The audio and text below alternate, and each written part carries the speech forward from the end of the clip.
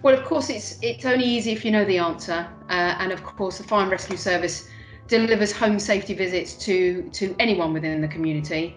But those people who are more vulnerable from fire are often the ones that are harder to reach.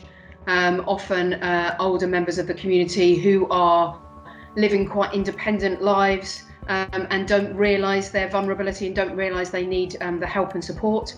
And so it's really important that we work with our local crews and with our partners to come up with different ideas and different ways to explore and identify different areas within the community. And it might be through demographics, it might be through previous incidents, it could be vulnerability, loneliness, isolation, and it could be just from being more rural in the community.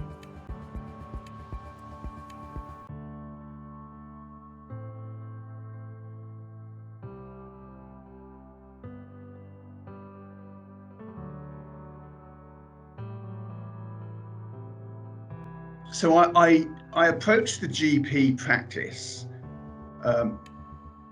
where the victim of a fire fatality was a patient, and they were really keen to engage with us. They were really keen to reduce the risk of any more of their patients dying.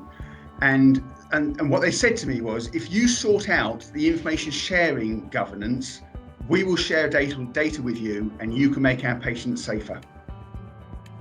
So that's what we did. It took a while, and it took the intervention of the Principal Policy Officer at the Information Commissioner's Office to assist, because we needed to debunk some of the concerns that others had, that if I share data and it goes wrong, I'm going to get a £300,000 fine that I'll have to pay, and or all the other risks that seem to be apparent with a data protection act as opposed to a data sharing act. But actually, once we sorted out the information governance, we made it GDPR compliant in later years when the regulations changed, and reflected that in our information sharing agreement. We've had a number of GP practices that have come on board with us, including one that asked to be involved even without us approaching them. So it's been a really successful story so far.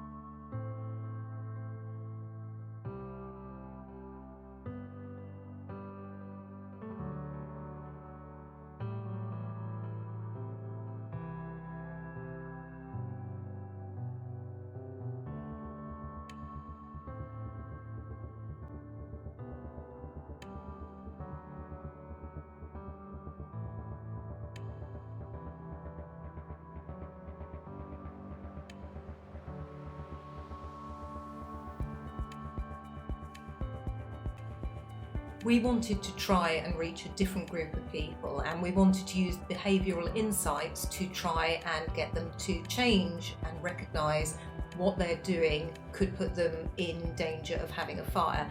We looked at the areas where we had the most fires among a different age group than we would normally target through our home safety visits. And we ended up running a campaign in our Brighton and Hove area, which was a great learning experience. We've taken on board a lot of what we've learned and brought it to life in subsequent campaigns, and it's really been invaluable for us.